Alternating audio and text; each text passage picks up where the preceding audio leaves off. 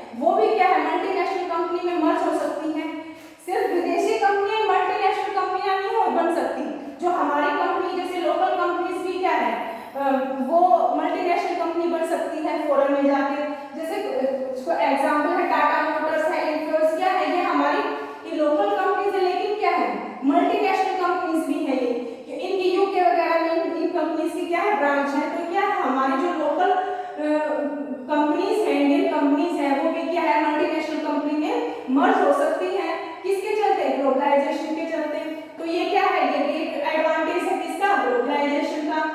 तो अब है companies providing services got an opportunity to export them services to develop countries. भी जो हमारी कुछ ऐसी कंपनीज हैं इंडिया में जो क्या है सर्विस प्रोवाइड करती हैं, किस तरह की सर्विस भी उनको अपॉर्चुनिटी देती हैं टू एक्सपोर्ट देम सर्विस, उस सर्विस को एक्सपोर्ट करने की अपॉर्चुनिटी है कि किसको देती है, एक्सपोर्ट करती है डेवलप्ड कंट्रीज को। इसको समझते हैं। कंपनीज प्रोवाइडिंग सर्विस, जो हमारे इंडिया में कुछ ऐसी कंपनीज हैं जो सर्विस प्रोवाइड करती हैं। कैसी सर्विस प्रोवाइड करती हैं, जैसे कि डाटा एंट्री की है, अकाउंटिंग है, एडमिनिस्ट्रेशन टास्क है। तो भी जो भी कई कंपनियां उसको क्या है ऑर्डर देती हैं कि भी आप हमारी ये कंपनी का डाटा एंट्री कर दें, का काम कर दें, अकाउंटिंग का, एडमिनिस्ट्रेशन टास्क का। तो जो मल्टीनेशनल कंपनीज हैं भी वो जो है डेवलप्ड कंट्रीज हैं की कंपनी है, तो वो क्या है, वो अगर वो डाटा एंट्री सोचते हैं कि भी हमारा डाटा एंट्री का काम कोई कंपनी कर दे तो उससे उनको फायदा होगा, क्यों वहां पर उनको क्या है ज्यादा पे करने पड़ेगा। तो जबकि उनको यहाँ पर कम उसमें ये सब चीजें मिल रही हैं, तो इससे क्या है जो लोकल कंपनीज है हमारी इंडिया की कंपनी है उनको क्या है अपॉर्चुनिटी मिल रही है मल्टीनेशनल कंपनी के साथ करने की। तो उनको जो मल्टीनेशनल कंपनीज है, फॉरेन कंपनीज, उनको ऑर्डर देती हैं किस चीज के लिए भी, हमारे डाटा एंट्री कर दो, अकाउंटिंग, एडमिनिस्ट्रेशन। तो जो कुछ है ये कंपनियां जो सर्विस प्रोवाइड कर रही हैं, तो पहले क्या होता था भी वो अपनी जो उनकी जो ये सर्विस है वो किसको एक्सपोर्ट कर रहे हैं, डेवलप्ड कंट्रीज को एक्सपोर्ट कर रहे हैं। तो इससे क्या है हमारी जो इंडियन की जो कंपनीज हैं, लोकल कंपनीज हैं, उनको क्या है एडवांटेज मिला। तो कुछ एडवांटेज हैं ग्लोबलाइजेशन के जो हमने डिस्कस किए हैं। अब हम इसके एडवांटेज के साथ कुछ डिसएडवांटेज भी होते हैं, हम इसके डिसएडवांटेज को डिस्कस करेंगे। अब हम impact of globalization in India में एडवांटेज को डिस्कस कर चुके हैं, अब हम डिसएडवांटेज को डिस्कस करेंगे भी इसके क्या क्या डिसएडवांटेज हुए। तो क्या है, globalization has brought major challenges for large number of small producer and workers. इस डेफिनेशन को आप देखना, इसमें दो है वर्ड है, एक तो स्मॉल प्रोड्यूसर, ठीक है, स्मॉल प्रोड्यूसर्स, और एक वर्कर्स।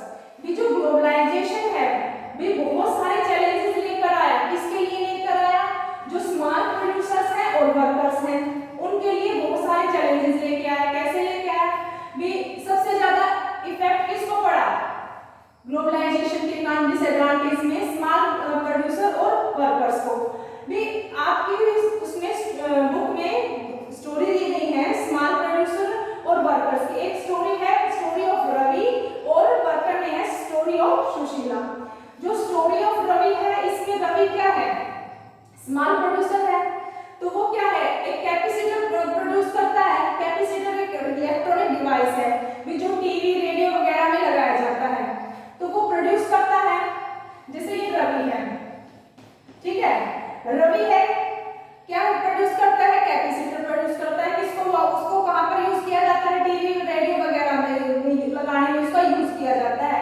तो जो प्रोड्यूस करता था तो क्या काम करता था, उसने कैपेसिटर प्रोड्यूस किया और किसको उसने बेच दिया, जो टीवी मैन्युफैक्चरिंग कंपनी थी उसको दे दिया, और उसके बाद जो टीवी मैन्युफैक्चरिंग कंपनी ने उसको कंज्यूमर तक पहुंचा दिया। तो इस तरह से क्या है ये लिंक बनी हुई थी, श्रृंखला बनी हुई थी। तो लेकिन क्या है वो मल्टीनेशनल कंपनीज आने के बाद क्या हुआ, जो ये चीज थी ये सीधी जो मल्टीनेशनल कंपनीज है वो सीधी क्या है डायरेक्ट किसके साथ कनेक्ट हो गई, कंज्यूमर के साथ कनेक्ट हो गई।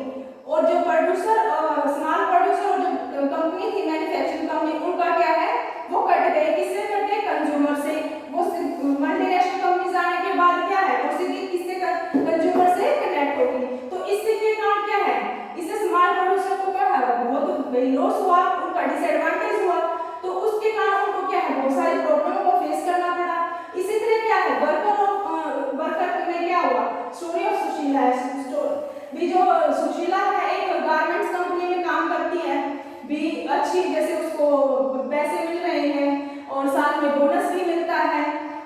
वर्किंग आवर्स भी कम है और क्या उसको भी जैसे भी छुट्टी वगैरह भी मिल जाती है, तो वो अच्छे से कर रही थी। लेकिन मल्टीनेशनल कंपनीज आने के बाद क्या है, मल्टीनेशनल कंपनीज क्या है, सिर्फ अपना प्रॉफिट देखती है, वो वर्कर्स की तरफ नहीं ध्यान देती, तो सिर्फ उन्हें अपने प्रॉफिट से मतलब है।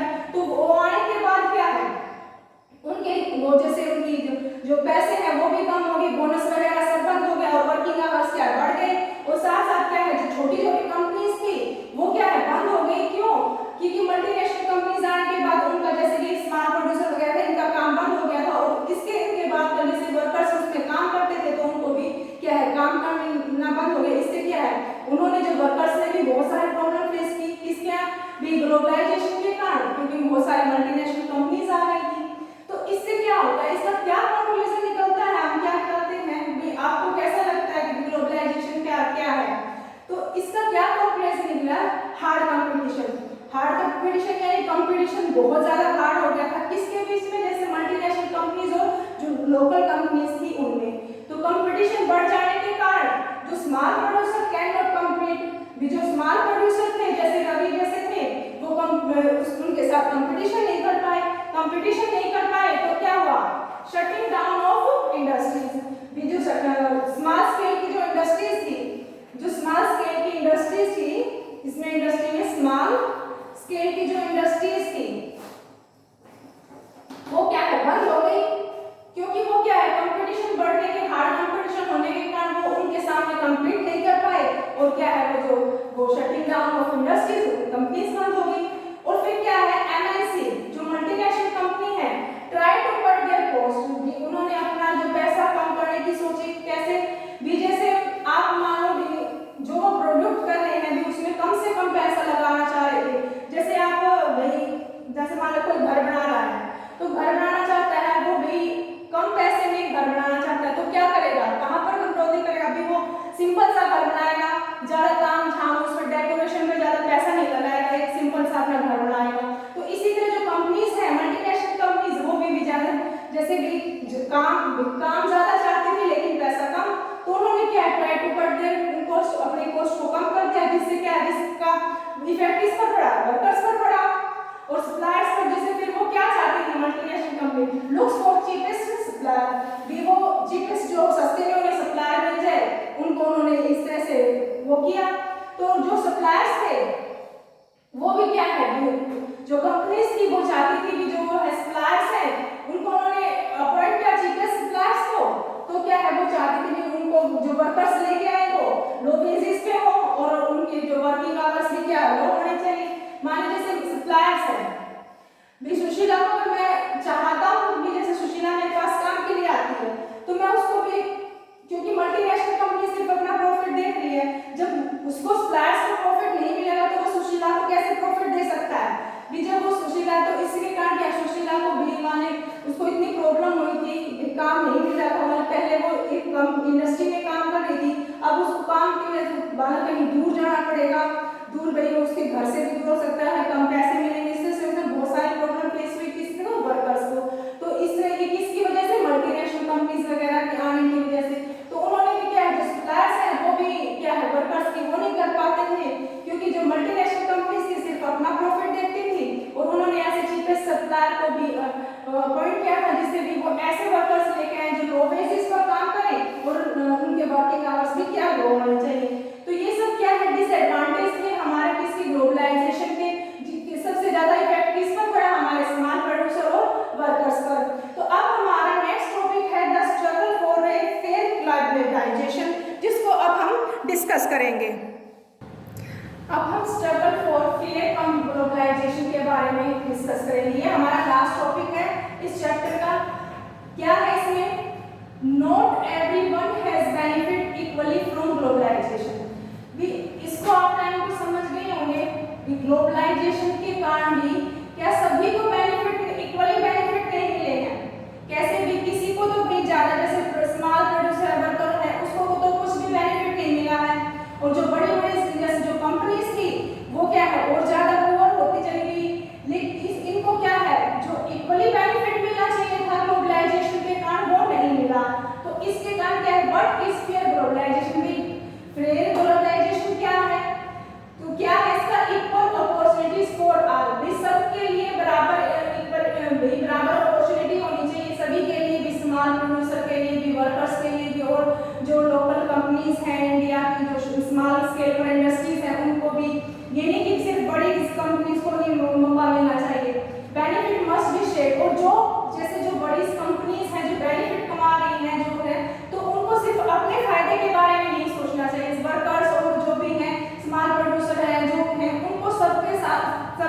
बेनिफिट के बाद जो जो बेनिफिट हो रहा है उनको उनके साथ क्या है शेयर करना चाहिए।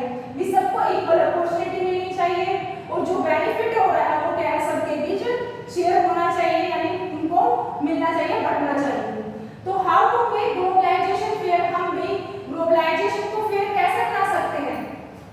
भी कुछ स्टेप्स उठाए जा सकते हैं हमारी गवर्नमेंट के द्वारा, जिससे भी जो ग्लोबलाइजेशन है उसको हम फेयर कर सके, यानी जो वर्कर्स हैं और जो मालिक है उनके अंदर भी बराबर से वो शेयर हो सके। कैसे करेंगे? Government can play a major role, इसमें जो हमारी गवर्नमेंट है वो एक मेजर रोल अदा कर सकती है इसको फेयर करने में। किसको? ग्लोबलाइजेशन को। कैसे भी कानून बनाकर, तो क्या है प्रॉपर इम्प्लीमेशंस ऑफ लेबर लॉज, भी जो हमारी सरकार के द्वारा लेबर कानून बनाए जाते हैं तो वो है उनको अच्छी तरह से लागू करके हम ग्लोबलाइजेशन को फेयर कर सकते हैं, काफी हद तक फेयर कर सकते हैं। जैसे भी लेबर कानून, लेबर लॉज में क्या है उनके काम के घंटे निश्चित होते हैं, उनसे भी जो काम है किस तरह का काम करवाया जा रहा है, इस तरह से क्या ये सब लेबर कानून बनाए जाते हैं, तो उनको क्या है सरकार के द्वारा अच्छे से लागू करना चाहिए। थर्ड क्या है हमारा? Supporting small producer so that they become strong enough to compete. भी जैसे आपने डिसएडवांटेज में देखा, जो प्रोड्यूसर थे स्मॉल प्रोड्यूसर उनको क्या बहुत सारी प्रॉब्लम को फेस करना पड़ रहा था, तो क्या है जो हमारे सपोर्टिंग स्मॉल प्रोड्यूसर, भी स्मॉल प्रोड्यूसर को भी क्या है को भी सपोर्टिंग यानी उनको भी सपोर्ट करना चाहिए, सो दैट दे बिकॉज, क्योंकि भी वो उनके जो स्ट्रॉन्ग कंपटीशन हो रहा है, हार्ड कंपटीशन हो रहा है, उसके के मुकाबले क्या है वो भी स्ट्रॉन्ग बन सके और वो क्या है उन कंपनीज के साथ कम्पीट कर सके, कंपटीशन कर सके। और फोर्थ है using trade barriers and investment barriers, भी ट्रेड बैरियर्स और इन्वेस्टमेंट बैरियर्स को यूज करके भी हम इसको ग्लोबलाइजेशन को फेयर कर सकते हैं। ट्रेड बैरियर्स कैसे? जैसे भी हमारी सरकार के द्वारा जैसे भी ट्रेड बैरियर्स और इनको भी क्या है यूज किया जाए, जैसे भी जो टैक्स वगैरह हैं, जो कस्टम ड्यूटीज वगैरह हैं, जैसे भी इस तरह से भी उनको लगा करके ट्रेड बैरियर्स को लगा करके को हम इसको है ग्लोबलाइजेशन को क्या है फेयर कर सकते हैं। और क्या people can also play an important role, ये सिर्फ ये नहीं है कि सिर्फ सरकार का ही काम है कि वो इस तरह के स्टेप ले, तो ये कुछ भी हमारी भी नागरिकों की भी जिम्मेवारी बनती है कि भी हम भी कुछ ऐसा करें जिससे भी क्या है ग्लोबलाइजेशन को भी फेयर किया जा सके। People can also play an important role, भी पीपल भी इसमें क्या है कि इंपॉर्टेंट रोल